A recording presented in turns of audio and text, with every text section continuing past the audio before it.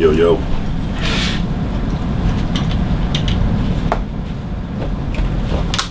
Alright, so what you gonna do now? Because we just had a whole segment that you ain't take. Extraordinary Niggas Episode 3. That's what we gonna do. Alright, Episode 3. So you gonna make sure that the video lines up with the video good, sound good. I mean, what else you want? I'm with it. It's cool. Gonna have an intro popping.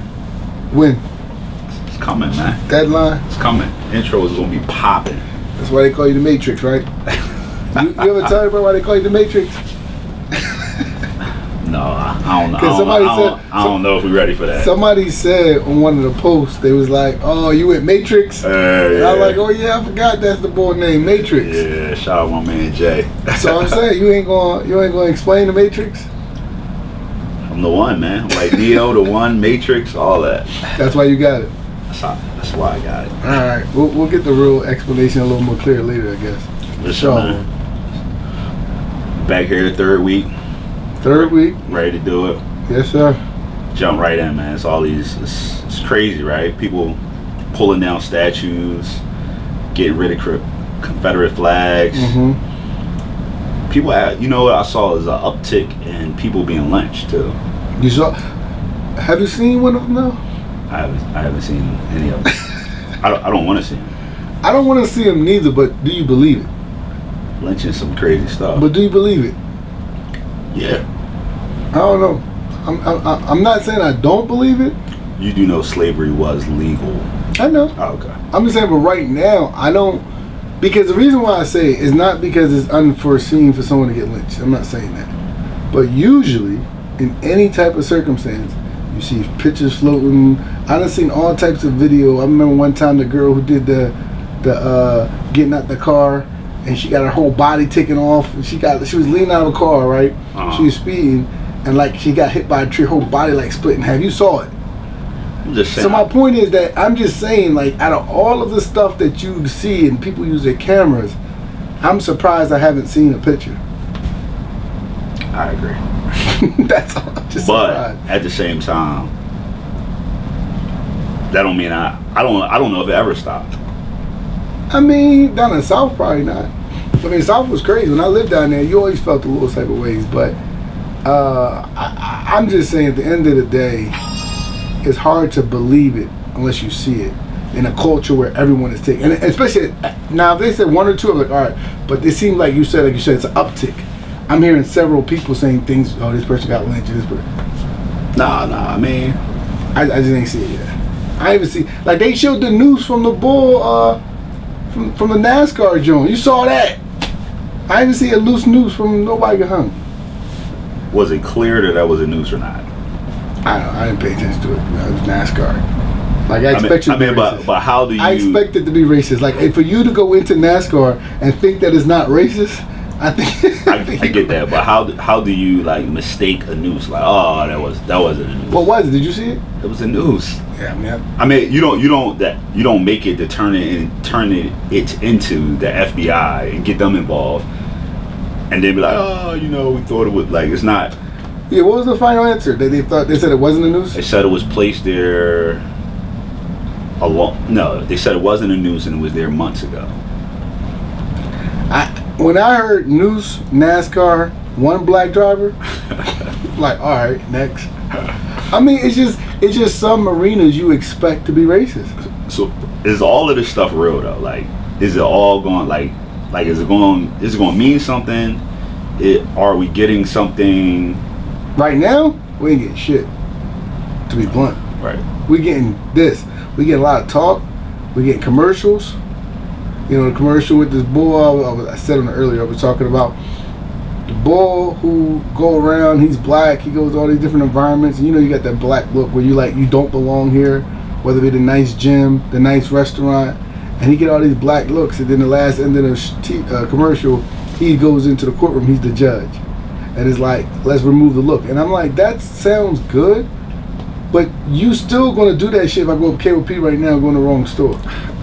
Like, it's the reality. I've been to Joseph A. Bank, swear to God, and dudes would treat you like, yo, you know what size suit you wear? Fuck, I mean, yeah, I know what size suit I You wear. spending big money. No, they ain't money. That's the clear. You go to Brook Brothers, that's the money. You spend it Joseph A. Bank. Joseph A. Bank. And no, I only go there when they had the little buy 3 for Listen, you buy 1 get 2 free. You That don't joint. have to explain.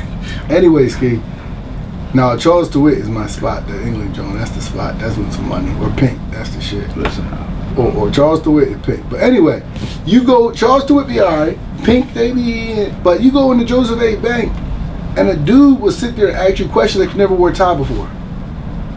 Like, I'm like, this is what I do. But it's weird. And I always found, in the grand scheme of things, it might be random, but the person who's working there are more racist than the owners. Like it's as if they gotta say so over shit. Like, you work here just like me. right? It's typically how it is. So I mean, I don't think nothing changing though. That's my point. Because culturally, that's not going to change that guy. Or at the jewelry store when someone wants to sell it to somebody, or I go look at an apartment, nice apartment, and somebody and don't want to do a time. That ain't changing. So all the protests, all the rioting, like all. I mean, I honestly agree. I think so. When you study the history of it, I think it's eerily similar to times of racial turmoil in the past, where it's all of this we make, except for Reconstruction. Reconstruction was the shit. Except for Reconstruction. Yo, that's like the one thing I'll say America got right. They did. And they switched it. And they was like, no. Wait. We done came up with something good. So facts. So they said this shit working out for too many niggas. Outside of Reconstruction, I do agree with you. To me, even somebody was like, somebody said to me, oh well, you know, it's people from all races that's participating. But I'm like, do you know who the Freedom Riders were? Participate in what? Just the protest, the struggle, the awareness. I mean, the Freedom Riders. Well, mostly Jews. Even with the a lot of Jews, you know, even during the time of the abolitionists, right? Mm-hmm.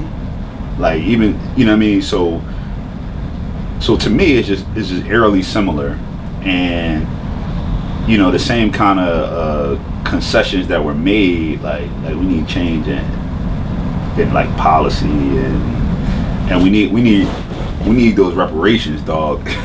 my thing is, I think, and I mean, I was telling you about the Candace Owens conversation she had the other day with Mark Lamont Hill, and my thing is this though, on its face, you can't make a small adjustment and think it's going to have an impact. So you can't put in a new policy and say, all right, police enforcement, we're going to change this one thing, and I'm sorry, not impact, but won't change like the culture. It's still systemic. It's still in the midst of it. So you either at this point, I personally believe, like Reconstruction, you have to say, this group of people, we got to bring you up to here. Wherever it is, we got to bring you to this stage, and now we can make that shit even playing field. But you can't say even playing field when you got a like history of some shit that is on your back. Right. That's my problem. I mean, that's the thing. They try to, it should be a meritocracy, but never. A meritocracy would be everybody starting at the same level. Exactly. And obviously, African Americans are starting with a significant deficit. So my point is this: look at the hood. Have you ever noticed hood don't have no resources? Think about it. You look at, they talk about in North Philly, right? When I used to live at 17th and Girard, it was a supermarket blight. They didn't have a supermarket in that vicinity. Food desert. Food desert, yes. That's what they call it. Food desert. They have a food desert, dog. At 17th and Girard, right? The closest joint you had was Broad and Glenwood. Is that Glenwood? Yeah. It's closed now. So that's like that joint closed now? Yeah. But my point is, that's like that's at least 3 and 4 miles of the road. What you talking about, man? We in Poppies, bro. That's the problem. That unhealthy ass food. Ain't nothing fresh. Then they finally put the fresh grocery there, but who's that catering to? Let's be real. Temple. I mean, colleges. So I'm just saying, but the community do benefit. They do benefit. But if it wasn't for Temple, they would never got it. You know that. That place, that plaza was empty for how many years? Come on, you know that. But Temple, who's starting to build and be a part of the community and be not bigger, but build their community, they can justify it. So you get that there. But I'm just saying, generally speaking, all I'm saying is our communities don't have nothing. So like you said, I think episode 1, the first time we talked, at the end of the day, some people just getting out of high school is making it. So when you say meritocracy, it's impossible if I got all these damn barriers coming up from when I'm getting born, from the day I'm born. Nah, man. I definitely agree. You know, with the whole, you know, even kind of referencing, even though I didn't, he sucked me into this Candace Owens Mark Lamont thing. It was a good conversation. He sucked me in. I mean, it was a good conversation. The fact that it just was, she just was going at him. She did go at him. She just was going at him. She went at him. I felt like Mark was being nice. No, he wasn't being nice. He would listen, man. I'm gonna try to keep it professional, but I'm gonna say I don't think that he was being nice. I think he's used to a different type of person to debate with. Right. And she came at him, right, and he wasn't built for that.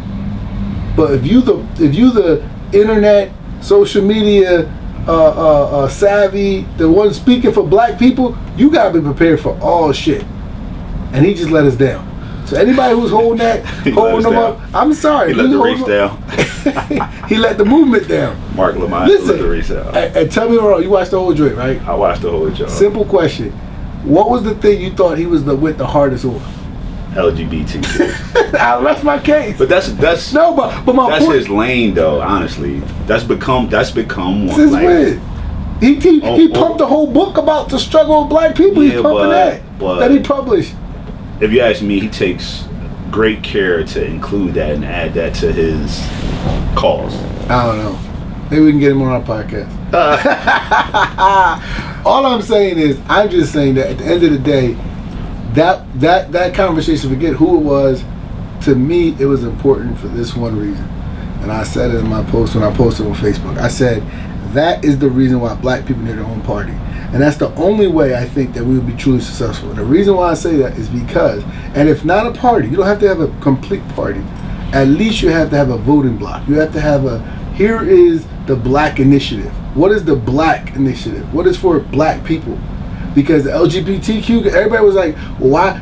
LGBTQ, up until about 5-6 years ago, whenever they passed, the Supreme Court approved same-sex marriage, they had one agenda, same-sex marriage. Right? And that was their agenda. And they got that shit. Now their agenda was same-sex bathrooms and the trans community. That's now becoming an agenda. And what do we see? You go watch The Chai last night. You go watch The Chai. You go watch this shit. You probably don't know what I'm talking about. The Chai?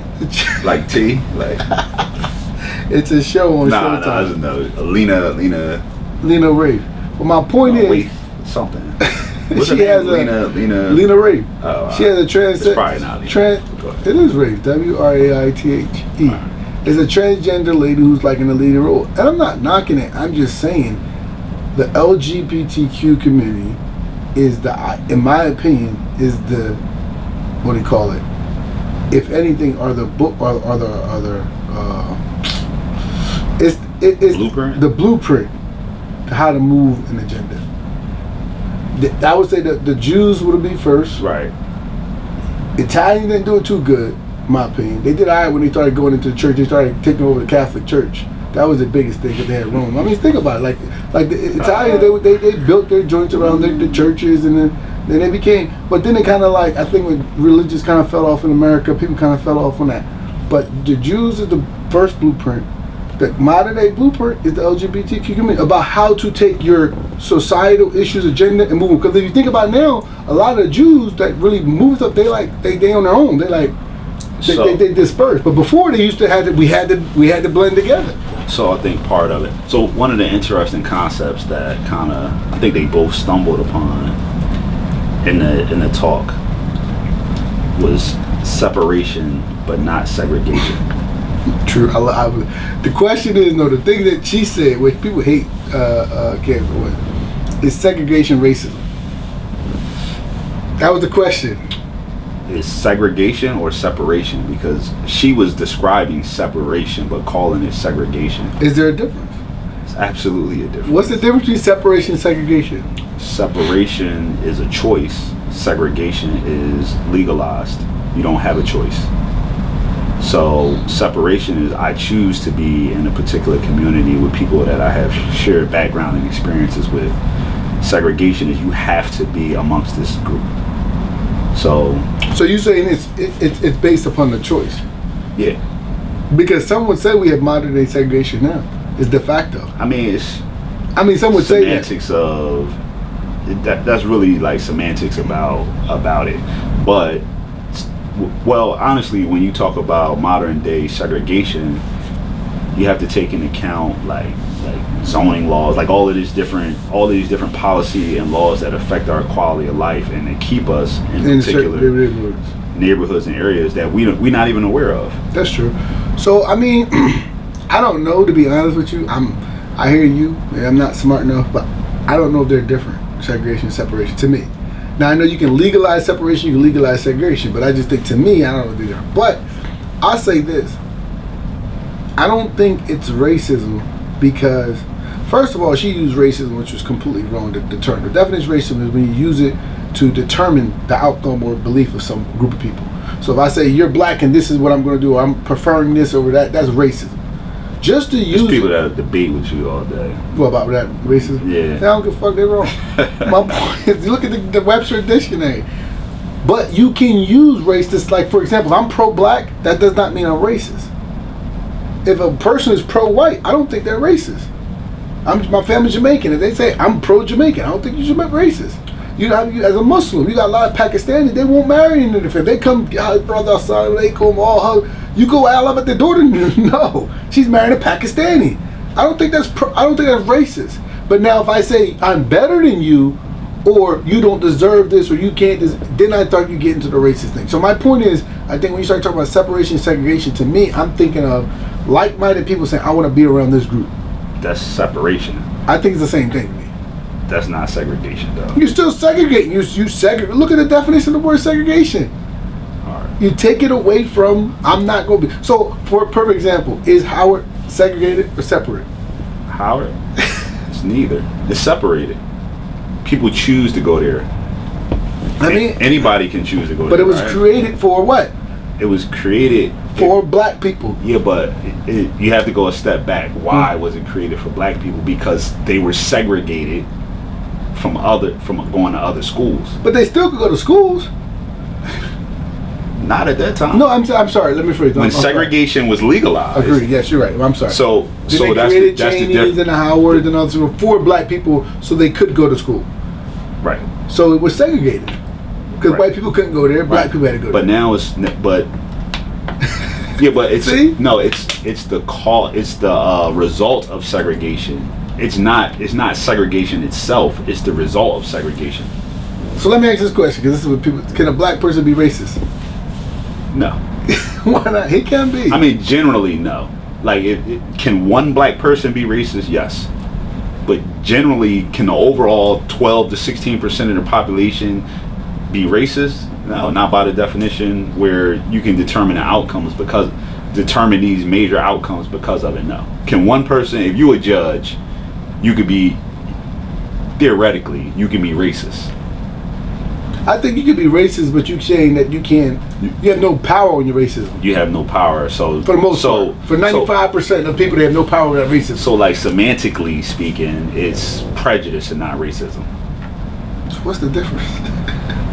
I mean, it's small, like, minor nuances, but the thing is that you can't put African Americans in that boat because our overall disposition is due to because we are the end result of racism. No, I agree to that, and I know I was watching one thing. I think it was Louis Farrakhan. He was talking about you can't be mad at black people for its position on America and etc. because you have hundreds of years of examples of what actually happened versus someone else saying, well, what if it was this? It's different. So I agree to that. So a black person's mindset towards whatever is the result of racism, not necessarily racism in and of itself. So they may not be racist as much as looking as examples of what they've seen and say this is how I feel. Based off of that. I don't know. But Well, he's talking about segregation. So my only point is, you know what's funny though, right? Black people have this argument. I'm a lawyer, and there's like I think 3 or 4, maybe 5 black law schools, HBCUs. Mm-hmm. So you got Howard is one. Right. You got aint is another one. You got one in Louisiana. I think that's Shaw. The Shaw one. Shaw. Yeah, Shaw's one. I'm not sure. It might be. I don't know if they have law school, but they got one in Louisiana. Texas, Southern Texas is in Houston is one. And they might have 1 or 2 more. I might be missing them. But long story short, the people I knew in Houston and in Louisiana, they was mad. You know what their biggest gripe was? Well, Howard. White people and coming in and killing it. Like white people yeah. who couldn't get into LSU. Right. White people who couldn't get into SMU, for example. Right. Will go to the black school and be top of the class. I mean, but what I'm saying is, my point is, in a true situation of trying to be separate, is that wrong? That white person will come in that go to Howard, top of the class? Because you know what? Who interviews at Howard? Every major firm. Why? Because it's the black schools. I mean, but if I show up and it's Becky, I mean, it's that's a reality. But that's the difference, right? Because segregation wouldn't allow those white people to come to that school and do that. So they used to be segregated, now they're separate. That's what we're saying. I don't know if Howard was ever. It was set up for only black people. But I don't know if white people would have, who would have applied ever been. But forget who would have. The point is, you're saying it could have happened. Now it can't. Now anyone can do that. I don't know. I don't know. I'm sure somebody know. Like if somebody white during the time of segregation, did somebody white try to apply to a black school? But most of those schools were set up by white people. So I'm pretty sure people may have wanted to, because like Cheney, and not Cheney, Lincoln was set up by white people. A lot of the HBCUs set up by white. So I'm just saying, all I'm saying is, the point I'm saying is, I'm not opposed to segregation. We're getting semantics, segregation, separation, all that shit. I'm just simply saying the concept of being with your own people, I think is good. I think it's good. Everyone has a problem with it, so does our people. But even that in and of itself, it won't fix the problem until you give the resources to those people. Because you look in our communities, we don't have nothing. And here in Philly, New York, I'm trying to place that in Chicago, Cleveland, Detroit, those places, it's usually blockish. It still is neighborhood, but it's still like you might be like you might be a block away from where you can get something at. But when you go down south, it's a whole 5-8 mile rate, like nothing. It's actually like that in Detroit. In Detroit? Cleveland. I have never been to Cleveland. I've been to Detroit. I ain't never been to the hood. I'll stay downtown a few times. Yeah, those places are the whole neighborhood. Whole neighborhood, hospitals, schools, empty. See, Philly, it's somewhat like that, but you can be like on the cusp, and you can get to like 3 blocks away. Like you got Northfield, like I told you about my where I lived at, and it was a desert, a food desert. But you go to that Fairmount Park, now you pop it, and that's like 8 blocks away. So it just depends. Then when gentrification comes, it gets all screwed up. But that's the problem. So, but to bring it back though, like all of this stuff that's happening, like what's going to come out of it? Like what's the gains? Like what do we get? Shit. The question is, my pop was telling me this: who is there? Even if they wanted to give us stuff, like perfect example, I think it was, I want to say, I can't remember, one of these big companies. They're going to give, it might have been Google or Amazon, $10 billion over the next 10 years. Who the fuck, who's receiving it? And who is actually benefiting the community? And I'm not saying that a small nonprofit can't benefit. I'm not knocking that. But when you talk about the changes we talking about, yeah, that's not. I mean, the changes that have to come have to come on like the like from policy, right? So policy and funding. But I mean, I honestly think like just leave niggas, like leave us alone. Like let us get the opportunity, equal opportunity, and leave us alone. Like I'm pretty sure we'll figure it out. I don't know about that one. I mean, I do. But hold on, leave us alone. But you gotta. So when I say leave us alone, I mean, allow us to have equal opportunity and access. I think a couple of things. I agree with you on that. But my problem is like, and Amazon is a perfect example. So you ever been in Seattle? No. So you research, I was in Seattle a few times, and ironically, I went to like this pop-up, pop-up dinner or whatever, like when a random Joe, me and my wife, we check one of them out. And I sat next to a dude who wrote nothing but articles, like who's articulating how Black America is being messed up in Seattle, basically, like what's happening in America. He was like he wrote for the Seattle Times, and his focus was like African Americans. And we got to talking. And long story short, yeah, he was black. Long story short, Amazon decimated the black community. Why? Because you said leave them alone. My own point, get back to what you said, you leave us alone. If you leave the market alone, this was, again, Candace Owens' argument, leave it alone, let free market. People with that bread are going to come into those areas and raise the prices up to put everybody leaving. That ain't really leaving us alone, though. That is, if you let the market do what it wants. I mean, like if you leave us alone, what I'm hearing is let the communities figure it out and move forward. But I'm saying you got to give them funding. No, you got to give us something. Okay, so we got to start with that. So give us something, and then leave us alone. Something like make all African Americans tax exempt for like 20 to 30 years, something like that. That ain't gonna do shit. And give us free college. That ain't gonna do shit. I think Look at Georgia got it. Georgia got free college already. I think if they made everybody tax UVA, I think Virginia got VCA. I think. I know Georgia has it. Yeah, they really help black people out. I mean, you gotta go to. You know what happened in UVA and Charlottesville? No, that's what they had to. I don't know if it's free in Virginia. I do know you get automatically. You can have to. Or at least they used to. You automatically be accepted if you're from Virginia. I forget the terms. Someone explained it to me. But Georgia, I know they have free college. Listen, I'm with you. But if we want, let's talk about then this. What would reparations look like? What should we get as black folks? Specifically black folks. Specifically African Americans. Not African immigrants. Not Jamaicans. Yeah, why you not Haitians. Specifically African Americans. So all right, let's assume you can trace so you want them to trace their family to slavery, or just trace it to that Jim Crow era? I think if you can trace your family in America to Jim Crow era, you're fine. Jim Crow. Cause you're talking about the 50s and 60s. I mean, as long as you're not an immigrant. But your family could have been immigrant around that time. Nah, I don't think. We all immigrants. Nah, African Americans are non-immigrants actually. Why? Because we didn't come here freely. Yeah, we are the unique people in this country.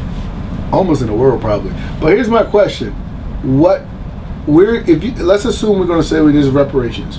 Where do you start? What's the criteria? You got to be the descendants of the African. What is it? ADOS. African American descendants of slavery. But so you have to trace your ancestry to slavery. Yes. Or you had to have ancestors here during the time of slavery.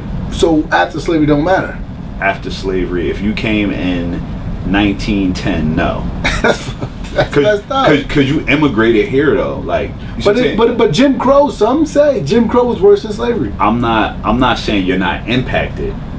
But you should get something. Jim Crow was worse than slavery. All right, you get a percentage. I give you because I know your family from Jamaica. I know you feel this type of way. Let's clarify. I give you a percentage. My mom came here in the 70s, so I'm just saying. So that I would already be half. So it's cool. But mom, if you come in the 70s or 80s or 60s, I'm not even talking about that. But I am saying, like, if you talk about the people who like Malcolm X, right? Perfect example. He's born in the 40s or 50s. I can't remember when he was born. 40s or something, no 30s, I think, because he was died in.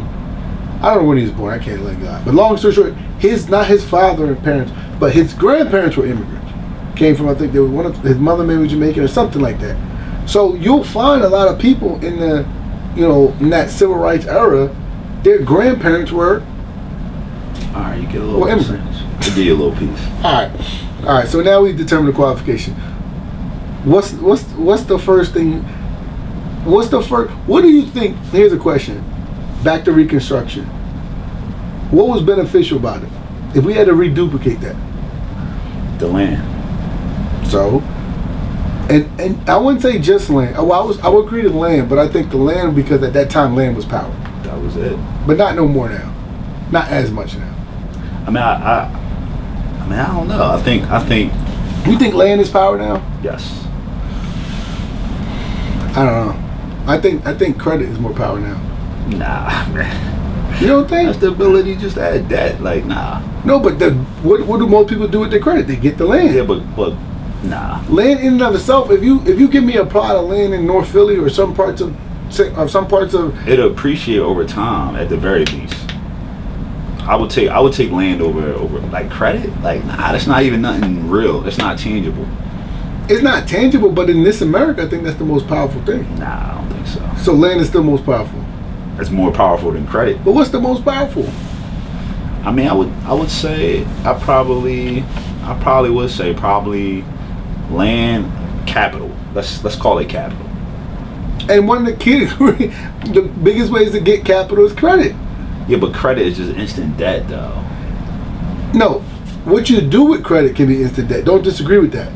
But what I'm saying to you is, in this culture, which is this country, which is based on a financial system and based all on financial transactions, that's what this country is all about.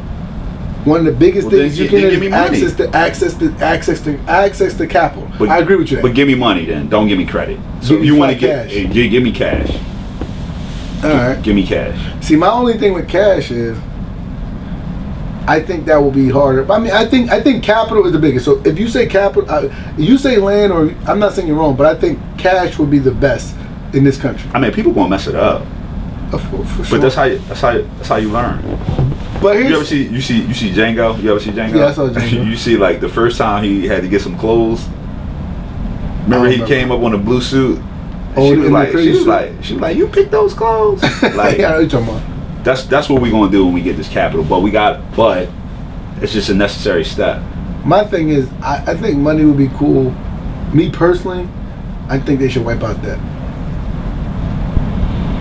If you wipe out a man's debt in America, regardless of where it is, I think you really release the shackles on them in this society. I mean, that's really setting you to zero. That's not putting you. I need something. You wipe out my debt, yeah, but you got to give me something too. But if you have a lot of debt, you don't think that's significant? Like, most of us have debt, car notes, house, whatever, and then you have, back to what you said earlier, capital, because now you got all of it free and clear. You can do what you want with it. Nah, you need something else though, because you still not starting. You still got to overcome so much, and you definitely need to educate. You need free quality. Like you definitely need. We shouldn't be paying for no college at all. At all. At all. Everyone, for the rest of African Americans. No, I know that, but I'm saying, for you, for example, you're to the bottom. Every kid, or it just stops at you. So that's another thing if you do reparations. How long do it go? Do you just give your... I mean, how long are they going to keep messing it up? What you mean? They ain't never give it. But I'm talking about, like, how long is we going to be living in a place where you systemically targeted because of your race? But that's not... I think reparations is not going to fix that. We talked about, you said earlier, your point was, in order to fix the problems, you think they should let us go. I mean, leave us alone. I mean, and I said before, I said you need more than that. And you said, yeah, give us reparations. No. I mean, when I say leave us alone, I mean afford me. You know, that cuts it's caveats, right? I got my reparations, and you're not in my way no more. You're not blocking me. You're not. You know, I'm not being discriminated against or any of that. But I think I don't know, because my thing is this, like, I think you need more than just that. I think reparations is a start.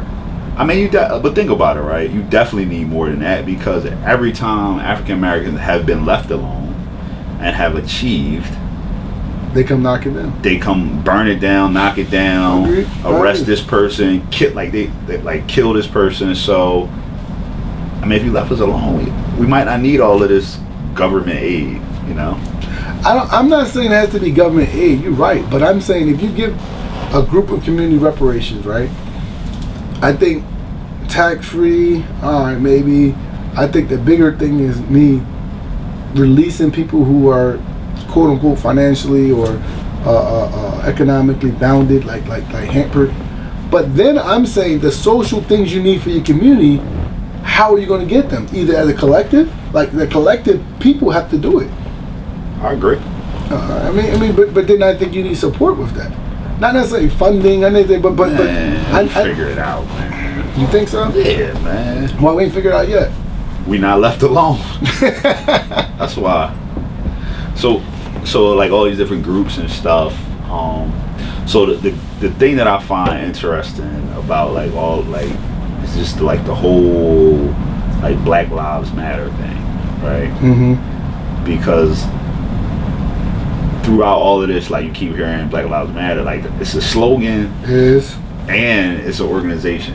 Mm-hmm. Even like in the Candace Owens thing, he's talking about Black Lives Matter as an organization, though. Mm-hmm.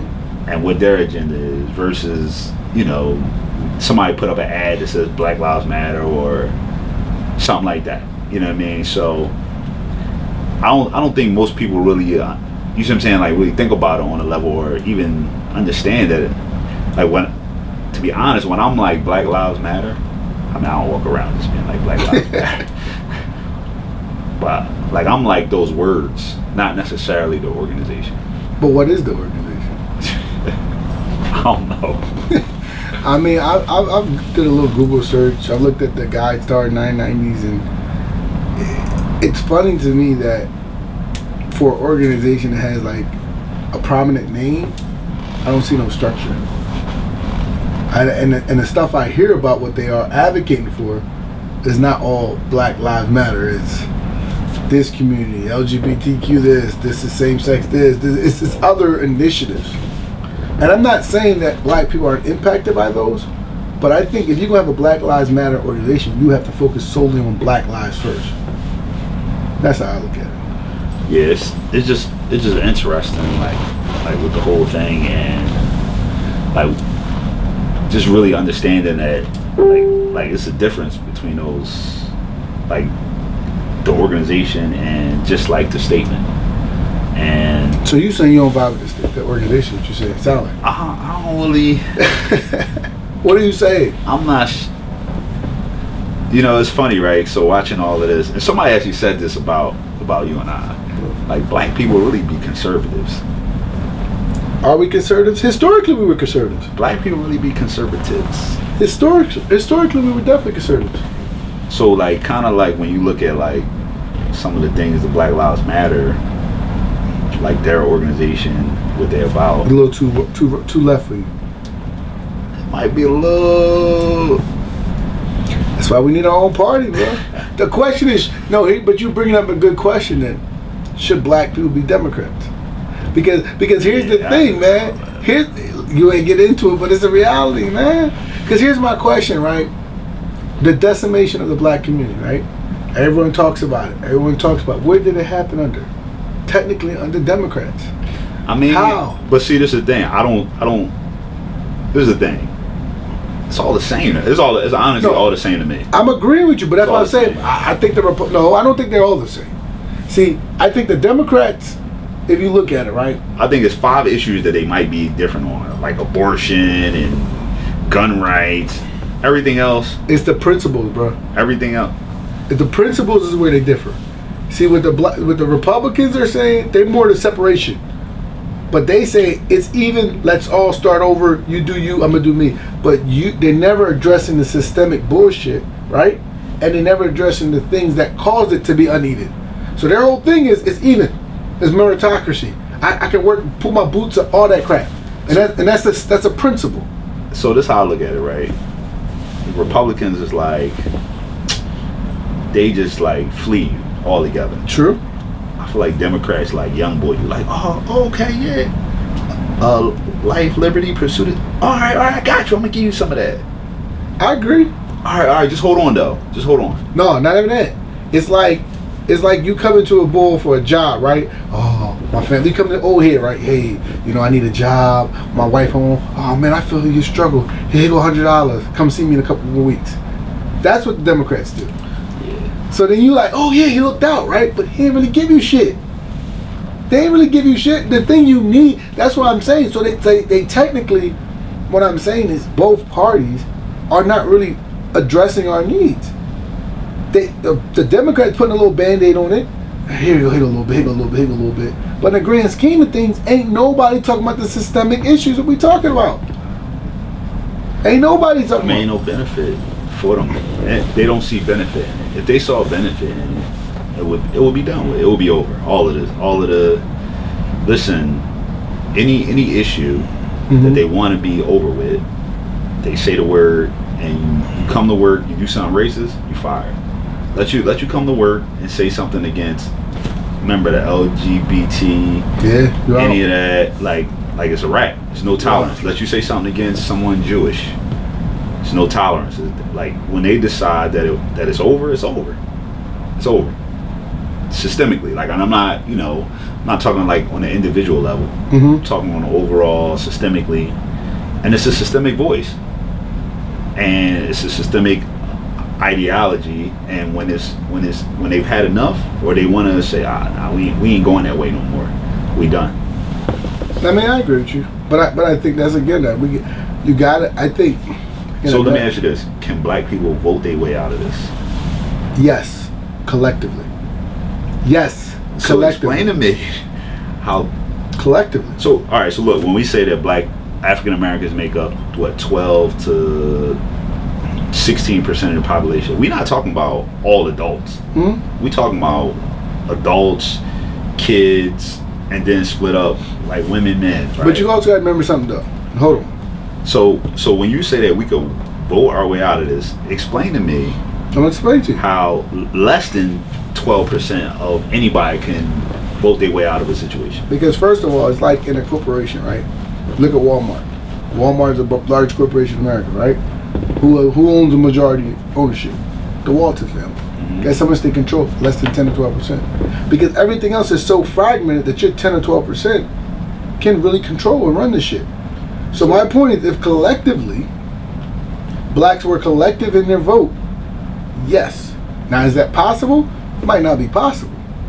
But if they were collective in their vote, I think the rest of the votes are so fragmented. But that's assuming that everybody else is so fragmented. I don't see that. What other issues are out? I just gave you a perfect example. I don't see white people being that fragmented. What? You got, first of all, you got the real, what they call it, the new progressive, right? They over here. But this is the thing. They only get one choice. They get Democrat or Republican. No, but you talk about party. Forget party. Yeah, but what I'm saying is that even though they're fragmented, when it comes down to, you know how many people don't like Joe Biden, and it's like, yo, you got to vote for Biden. But don't worry about party. I don't give a fuck if it's a Republican. That's my point. That's back to my point earlier. You all right, man? Yeah, I'm good. Don't damage the equipment. But that's my point. My point earlier was a voting block. If you don't have you might be right in we don't make up of enough of the majority. We don't have a large enough sample to be a party. I can see if you're saying that. But if you have a voting block, you can make things happen. And we've seen it across the board. Jews is a perfect example. The Italians, even how you think Kennedy got in office? They had their whole group. So wait. No. You telling me you believe that this is like Jewish Americans, Italian Americans, they advanced their situation because what? Because they voted? No, I'm saying that was a part of their strategy. Okay. And a part of their strategy was funding and getting behind people who supported their initiative. What was the first part? What? That was part of their strategy. Funding. Go ahead. Yeah, funding, but that's through a block. So if I can get all these Jews together, or if I can get all these Italian Americans together and say, you know what, we're going to push this candidate to who's going to be an advocate for us, that's a part of the process. But these are both groups that could assimilate aspects of whiteness that we never could as well. You're missing my point. I didn't say it has to be part of it. I didn't say it has to be a black person who's at the lead, who's the candidate we support. I didn't say that. I simply said that you can be a voting block. If you go to certain districts and say, yo, we're coming in here. Perfect example, Philadelphia. Philadelphia is 1.5 million roughly, right? Majority is African American, or at least majority is minority. If you want to say African American, we can agree that majority is minority. It's a majority minority city, right? But we don't run shit.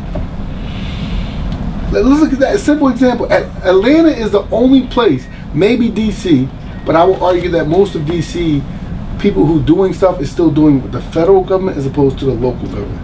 But in Atlanta, it's probably the only place I could think of in this country as a major city that is ran and controlled a lot by African Americans. So why? Because what happened? The person who put up in the front, Maynard, what did he do? You're missing a point. The reason why is because they make up the majority of two cities. I can notice other cities that probably African Americans is pretty high up in the majority, if not the majority. So we talking about out of all of these people, it might be 2-3 cities. All right. I would probably say, I don't know what LA is like, but I would probably say, if you look at the major cities, New York is different. New York is just completely different because you gotta go borough by borough. But if you look like at Chicago, Philly. Yeah, but the majority of people don't live in those places. I agree, but what then votes those places? Look at when they go to California, what they say. Oh, you win the Los Angeles County. Those places where people, that's what moves those states. How do you think? Let me ask you a question. Hold on, you don't know, right? Let me ask you a question. It's a simple question. How do you think Pennsylvania is a blue state? Why? Because of two fucking locations. Philadelphia and Pittsburgh. Everything else is as Republican as you want to get it, man. It's Pittsburgh, yeah. No, but Pittsburgh, they would say, is pretty much. Now, Montgomery County, right outside of Philadelphia, started to be very blue. Very blue. But before it wasn't. And it still was, and Pennsylvania was still a blue state. How? The two big cities. The rest, they say, people have said it, from in between Philadelphia and Pittsburgh is Alabama. Pennsylvania. Or Pennsylvania, whatever. You pick one. So my point is, you're gonna. The rule is that. I don't think that day. I'm talking the cities. I don't think it equates to us being able to do our way. It's a way. I think that it's we living in a place like Philly, like you feel like that. Detroit. You named Detroit. I named Detroit as Cleveland. Extremely impoverished. No, and it's extremely black. Okay. Right. Cleveland, another one.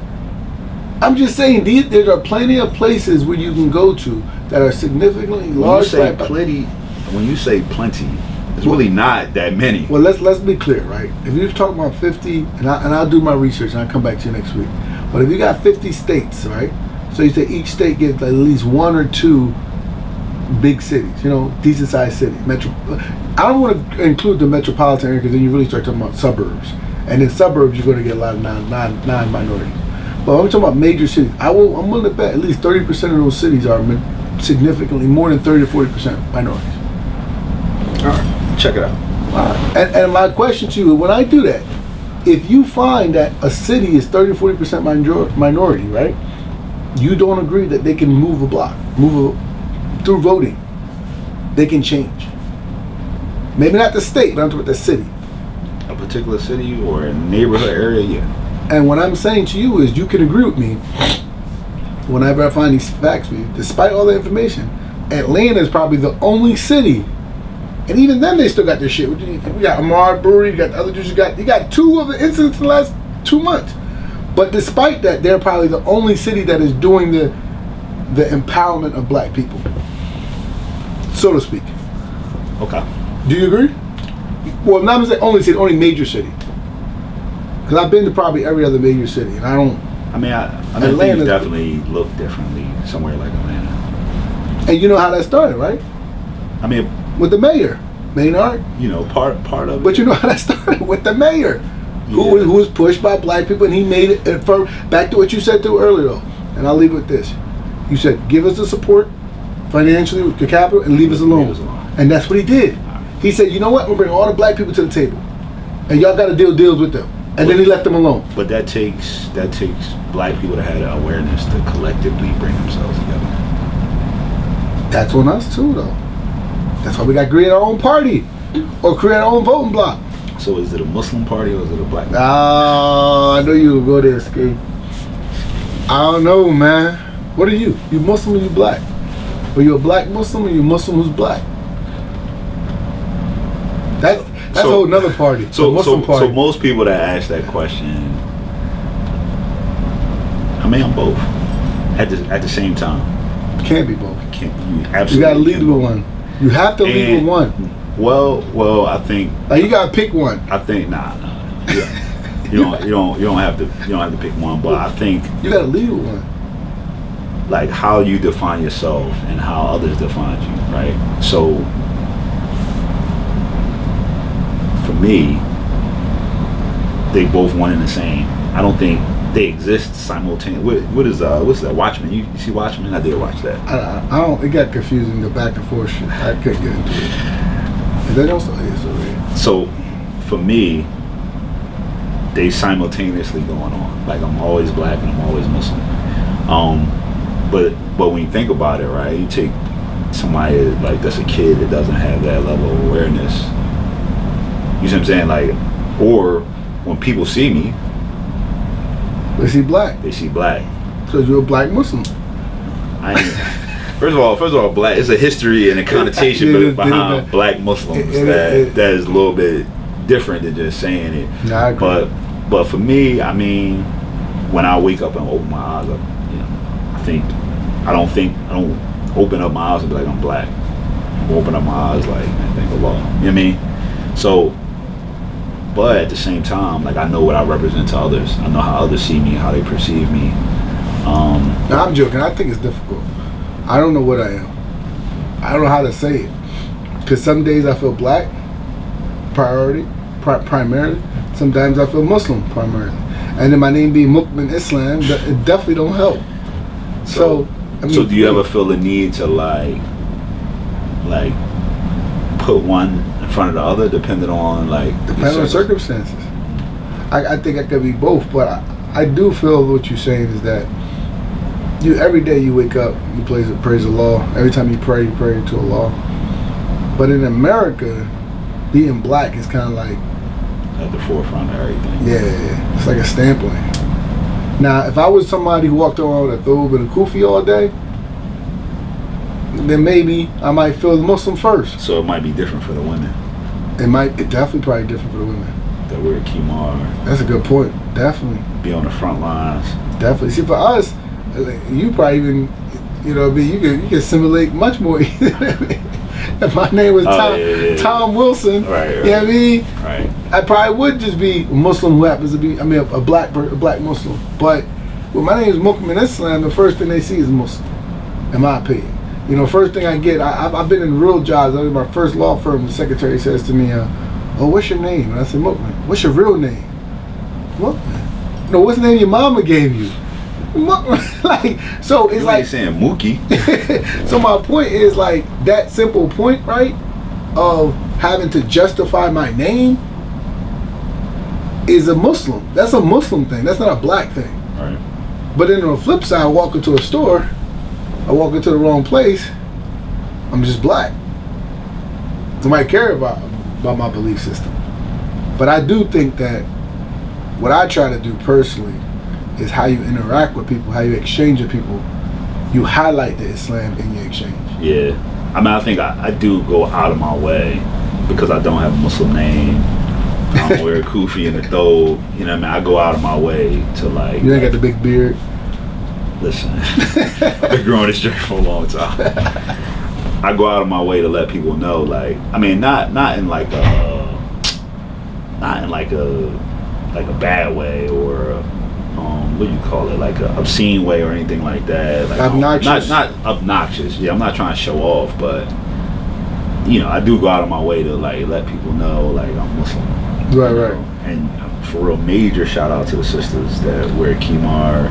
Yeah. And be out there trying to do everything they need to do to live, because there's no mistaking it that they Muslim. There's none. And then that's the problem, I think. Sometimes when you go with my black Muslim or Muslim's black, you go into the wrong community as a Muslim and you feel black. So so it's like, yeah. but I'm telling everybody I'm a Muslim who just happen to be black, but I go in the wrong community and I realize I'm black. So then it's really a smack on the face. Like I got Muslim homies, you know, born Muslim, and they got to show their driver's license to prove that some foreigner behind the counter that they Muslim. That they Muslim. No, it's crazy overseas though. It's crazy overseas. Like I get dudes telling me on the highs, right? "Oh, where you from?" I said, "America." "No, You from Nigeria? Yeah. I'm like, I'm American. You Nigerian. Listen, I'm not gonna lie. When overseas, you be like, I'm American. Like here, you know, down with them. Over there though, yeah, you do. You be like, yo, no, Amriki, America, like we're. You do, and it's crazy, but that goes back to, I don't know. I think their concept of who's black in America, they don't think of you as Muslim. So over there. So you know, because the old heads like, yo, like you need to wear kufi. I got back to you always say I'm growing up Muslim. I wore them so much I got tired of them, man. I just got tired of it. Like it just and then you feel like being Muslim in America or Philly, right? Coming up in I'm born in '81, so coming up in the late '80s, early '90s, it was like beyond it's kind of like the stuff now. Being Muslim was like out on the outskirts. Not everybody was Muslim. It was like a little bit of like cliquish. You knew the families, you knew everybody. As it grew, it became so fat. So now it goes back to like when we talked about earlier. We started a conversation about when you have a situation where now everyone is doing it. Is it real? I mean, I ain't gonna question if people. Like, no, I mean, really, but honestly, no, I mean, but it definitely it waters it down. Versus when you had the smaller community, I'm just saying people was more. All I'm saying is people were more like Muslim. Now it's so much that you like. I mean, I'm not going. I mean, obviously, I don't feel like it waters you down. Waters it down. You don't look at it. Come on, let's be real, bro. People on the outside see niggas on the corners. First thing they do is selling drugs. Then you give them the message. Sound like yeah, but that's realistic. It waters down. Yeah, but that's trying to. I mean, Muslims are human beings do the same thing. Agree. So it don't matter if you black, white, Muslim, like whatever. Like, you know, like people gonna do what people do. That's true. So I don't want to necessarily say that makes it watered down. You know what I mean? Just more people. It depends on why the people is what I'm saying. I'm not saying more people was down. I'm saying why. And I think it took off more of a fad than a knowledge of teaching it. I'm telling you, some being a young boy, people became Muslim on a fad thing. But how you? I ain't saying you. No, brother. no, I'm not saying me, but I'm just saying like how can you define if it's a fad or not? When it comes to people being Muslim. Because when I can see so many people doing certain things that are Islamic, and they don't want to be Muslim, they're just doing it. That's how it starts. There's people born Muslim like that too, though. What do you mean? Like the same thing that you saying. What did you say? You said people doing things Islamic and they know it's Islamic, but they have no interest and not even trying to be Muslim. They just say I'm not, and that's what I mean. That's when you start. So you don't think it's people born Muslim that do that? But then they Muslim. That's different. I'm talking about the people who I'm saying to you coming up in the '90s. I'm telling you, you saw a drastic difference from Islam then to Islam now, and I love it. Don't get twisted. I love to be able to go see all the Muslims, give the salam. I love it. But what I'm saying to you is you get it a little watered down because it's sometimes you get how many times you see people on the street now, and you might even give them salam, maybe one, and they're not even Muslim. Well, people don't think I'm Muslim. So I'm weird. I'm just saying it's been that way. I remember when people started wearing the beard, it was just a thing. Then people started wearing their pants leg up, it was this thing. And they wasn't Muslim, they wasn't trying to be Muslim. That was the thing. So all I'm saying is it began to come into the Philly culture.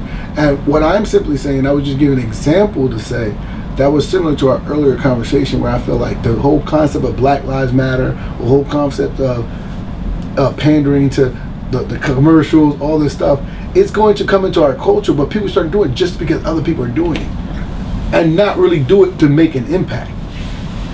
And that's all I'm saying. So when it comes to like people from a religious aspect, Islam, I don't really take it that far to say people just doing it because. No, not the Muslim ones. I'm talking about the people not Muslim. You talking about? Oh, okay. So I'm saying it's a lot of them. It's a lot. Yeah. And then you get the people who take the shahada and 2 weeks later they go back to them and never be a Muslim, never practice again. There's a lot of those. I'm not talking about the people who take shahada. I'm not talking about the people Muslim. I'm saying it's a lot of people who act and assimilate the Muslim character and don't want to be Muslim. And then some of them come over and they go right back and assimilate right back. because it becomes a fad. And I'm saying all I was making might be a bad analogy, but I was just making an analogy to say, hate mail on this. hey, I'm just saying it's very similar to what you have right happening now with the Black Lives Matter culture. That right now in America, it's a fad to say I'm Black Lives Matter, white, black, and otherwise. Everyone, it was a fad to do Juneteenth. Let's see next year. Inshallah, we're still doing this shit. Let's see next year how many people talk about Juneteenth. But it was a fad. So what I'm saying is a lot of people are going to join it and don't really care about it. Yeah, but I think just overall increasing awareness. I think there are going to be people that hang on. You know what I mean? Some, inshallah. Just like with the Muslim community, I think that was one of the biggest things. Like, even though as a young boy, I felt like, damn, what's all this? It was good because it brought a lot of Muslims in. It was a beautiful thing. It brought a lot of exposure to the Muslims, but you gotta admit that a lot of people was just hanging on. What's the word all the smart people? Intersectionality. I don't know what that means. It's too big for me. Intersectionality of being black and being Muslim. What does that even mean? I don't know. Listen, man, we about to wrap this. All right, so you wrapping up as a black Muslim or as a Muslim who's black? I'm both, man. It's chicken or the egg. Both. Both. I'm gonna wrap this up today. I'm a Muslim who's black. Today. You're not a black Muslim today? No, today I'm a Muslim. It's my feeling today. Yo, what did the boy say? Mark my hill. You can, however you feel, right? Listen, that's a whole. However you feel, right? That's the next one, man. However you feel. Oh, we can't have that LG. We can't have that conversation. No, we can't. We can't put that on Facebook. We can't put that nowhere, bro. But at the end of the day, I feel like a Muslim who's black. So that's what I'm taking today. Tomorrow I might feel differently. Yeah, I'm both, man. I don't think I have to separate one from the other, man. It's beautiful to me. I don't think I have to separate one from the other. They all exist at the same time. Sure. All right, man. That's it. It's our next Tuesday. Drop again. Sure. You know what I mean? Get this intro popping. Are we gonna have it next week? Intro popping, bro. Sure. All right, like so.